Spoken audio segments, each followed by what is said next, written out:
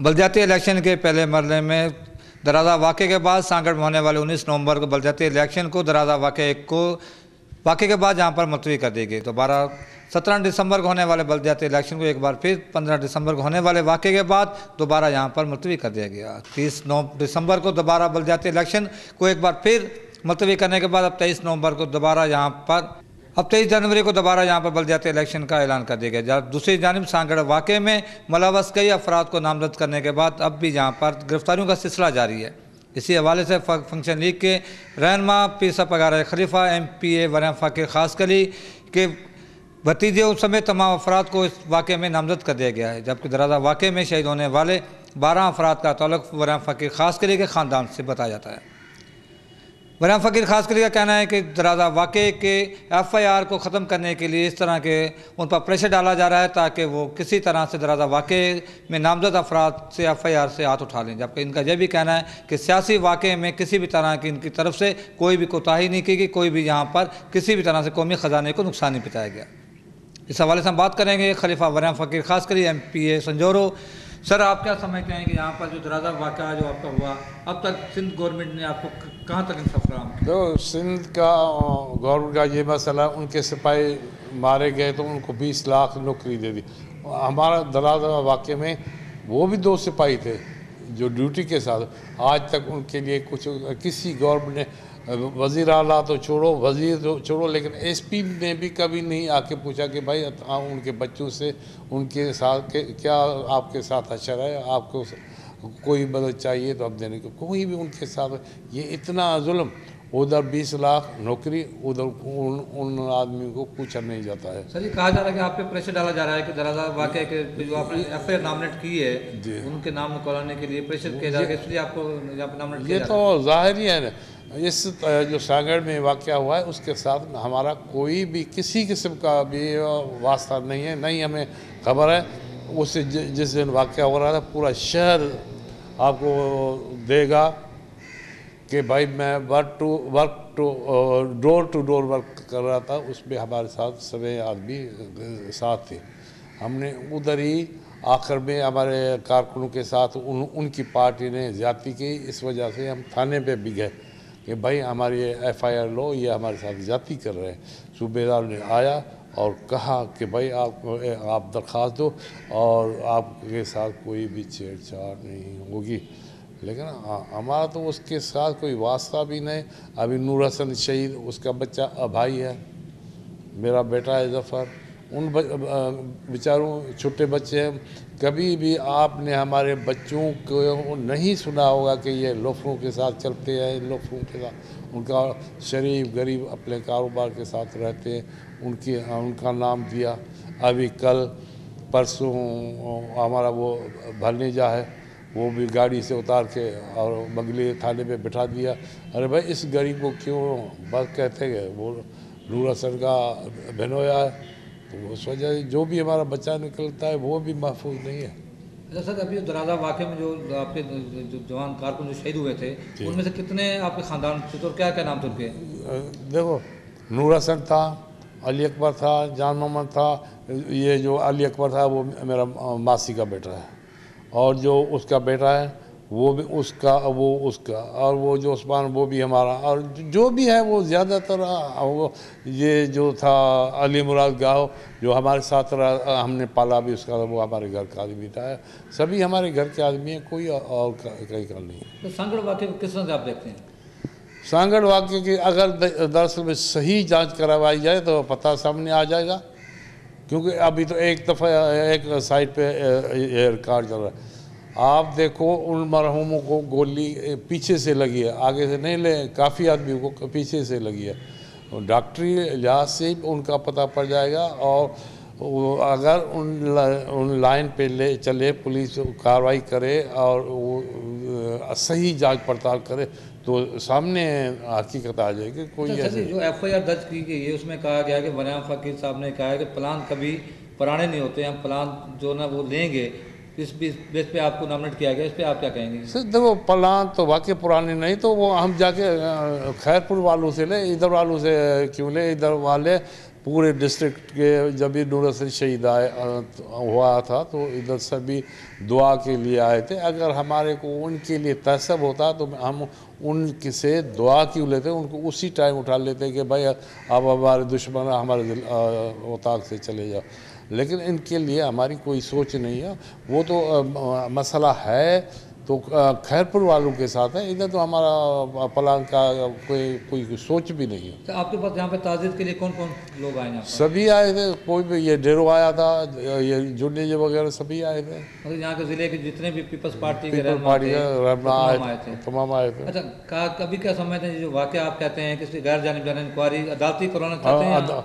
अदालती होना चाहिए और अच्छा ऑफिसर होना। मैंने अभी दरख्वास्त भी दी है जिसकी 14 तारीख हाई कोर्ट में रखी है। तो भाई कि कोई अच्छा आदमी हो जो आप इंक्वायरी करे, जो भी सही जवाबदार हो वो उसको पकड़ा जाए। हमने क्या कसूर किया है? अच्छा, आपने समझते हैं कि दफ़ा फंक्शनिंग जो कमज़ोर होती जा रही है, जहाँ तो कोई वजह नज़र आ रही है आपकी? नहीं, फंक्शनल तो कमज़ोर है। फंक्शनल तो कोई भी हमारा ऐसा आदमी नहीं हमें नुकसान पड़े। और इतना सारा हमारी पार्टी आज तक हमारे जो भी है वर्कर वो अभी पूरी इनका दबाव बर्दाश्त कर रहे हैं। कोई ऐसा नहीं गया जिसकी वजह से हमारे को 50-100 वोट का भी नुकसान पड़े। अभी भी वही मजबूती है। अच्छा, आप क्या समझते हैं कि एक बार फिर क्या सांगड़ के अंदर हुर तहरीक या भट्टो तारीख जो चली थी वो नज़र आ रही है आपको? देखो, हमारे साथ तो वो कह रहे हैं कि इनके साथ हम ज़्यादतियाँ करें और वो उनका जवाब दे। लेकिन पी साहब की जो पॉलिसी है वो पुरअमन है। पी साहब ये कभी नहीं कहेगा कि ऐसे को वही कार्रवाई करे जो वो करे, जवाब भी कार्रवाई उसी तरह। हमारे जवान शहीद है, हम खामोश रहे, हमने कौन सी। हालांकि उनका था कि ये कुछ करे तो इनको कुचला जाए। हुकूमत में अगर पीपल्स पार्टी का तो मसला नहीं है, अभी गवर्नमेंट लड़ रही है ना। पीपल्स पार्टी हमसे क्या लड़ेगी? पीपल्स पार्टी के तो हज़ारों आदमी पीपल्स पार्टी छोड़ चले गए हैं। पीपल्स पार्टी के जो पुराने साथी थे, वर्कर थे, वो ज़्यादातर अभी आपने देखा होगा उनको उम्मीदवार भी नहीं मिल रहा है। लेकिन अभी जो ये 17 तारीख को ये लेके आए थे जो बैलेट पेपर गुम थे, खुले हुए थे, जो कुछ पोलिंगों पे नहीं पहुँचे, कुछ को क्या हालत हो रही थी वो सभी के सामने है कि बैलेट पेपर भी कई पोलिंगों पे नहीं पहुंचे थे। अच्छा सर, आप मेरा वही सवाल दोबारा मैं दोहराऊंगा कि क्या आप अंतरिम में हुर तारीख या भट्टो तारीख जो चली थी आपकी, वो आपको नज़र आ रही है या नहीं आ रही? देखो, लोगों को मजबूर करेंगे, लोग तंग है तो जंग है, ये इतनी मजबूर करेंगे कि भाई कत्ल भी हमारे हैं, गिरफ्तार भी हम करें। तो ये तो पी साहब की वजह से अमन में है, उनके कंट्रोल में है, उनके रिमोट में है। नहीं तो पता नहीं है लोगों की सोच तो क्या हो सकती है। वो तो जब ये ऐसे हालत पड़ी तो वो लोग कंट्रोल से निकल जाएंगे ना। आखिरकार जिनके ऊपर शाम को दिन को रोज़ाना छापा पड़े, 10-10 20-20 मोबाइल उनके घर पे खड़ी है। इज़्ज़त, किसी की इज़्ज़त महफूज नहीं है, किसी के बच्चे महफूज नहीं है। अभी देखो औरतों बाहर निकली तो उनके ऊपर शेलिंग हुई, औरतें बेहोश हो गई। तो इसी सूरत में क्या आदमी कर सकते? अच्छा, बलदियाती इलेक्शन का ऐलान हो गया है, 23 तारीख को इलेक्शन हो रहा है। फंक्शन लीग क्या इसका बाइकआउट करेगी या मुकाबला? नहीं, मुकाबला करेगी इंशाल्लाह, मुकाबला तो करेंगे। अगर पीपल्स पार्टी है मैदान में तो हमारा अच्छा मुकाबला होगा। अगर गवर्नमेंट लड़ेगी तो फिर तो हमारी मजबूरी है। वो तो वैसे भी जैसे फार्म एक को बैलेट पेपर इस्तेमाल नहीं होगा, उनके घर पे पहले पहुंच जाएगा। और प्रिजाइडिंग ऑफिसर जो RO DRO सांगड़ का है वो भी उनका कमदार है, और अफसर तो पहले कमदार थे। इसलिए तो आपने देखा कि जो भी है अभी इस थाने पे एक हफ्ते में 3 SHO तब्दील किए हैं। क्या समझते हैं आपका बेल्ट जो है चोरी होगा या आप इस जो इलेक्शन होगा उसको कबूल करेंगे? नहीं कैसे? जो आपका समय था जो बलदियाती इलेक्शन होंगे, हाँ, इसमें आपका जो वोट है वो चोरी हो जाएगा या आप देखो वो वोट अगर सही हुआ, हम कहते हैं कि आर्मी के साए में पे हो, आर्मी के निगरानी में हो, जुडिशली इंक्वायरी के तरफ से हो, और आर्मी के तरफ से अगर इलेक्शन हो रही है, बूथ में भी आर्मी है, बाहर भी आर्मी है, तो वो हम रिजल्ट बिल्कुल कबूल करेंगे। नहीं तो अगर नहीं तो पुलिस वाले जैसे हमसे पहले कर रहे हैं, हम वैसे ही कहेंगे कि ये बैलेट पेपर एक दिन पहले उन उम्मीदवार को मिल गया है, तो बाकी वो क्या उनको मकसद बलदियाती इलेक्शन के रिजल्ट को आप कबूल करेंगे या नहीं करेंगे? हम करेंगे इस सूरत में अगर आर्मी आके खुद रिजल्ट करवाती है इलेक्शन, तो हम कबूल करेंगे। वरना बाकी रहा देखते हैं वो अभी किस नमूने से इलेक्शन, अगर सही इलेक्शन हुई और बैलेट पेपर उस सही निकला, बैलेट पेपर उसी डब्बे में से सही निकला, तो हम ज़रूर मानेंगे। बाकी पहले ही रिज़ल्ट बना देंगे, उसको कौन सही बनेगा? मतलब आप कबूल नहीं करेंगे? नहीं, फिर तो मानने रिज़ल्ट जब इलेक्शन होती नहीं है और बैलेट पेपर गिनती नहीं है, उसकी होती है सिर्फ वो प्रिजाइडिंग ऑफिसर रिज़ल्ट लिखता है, तो उसको कौन मानेगा? अच्छा, आप नहीं समझते कि दराजा शरीफ का जो वाक़या है, आप उसके लिए सुप्रीम कोर्ट का दरवाज़ा बुझाएं?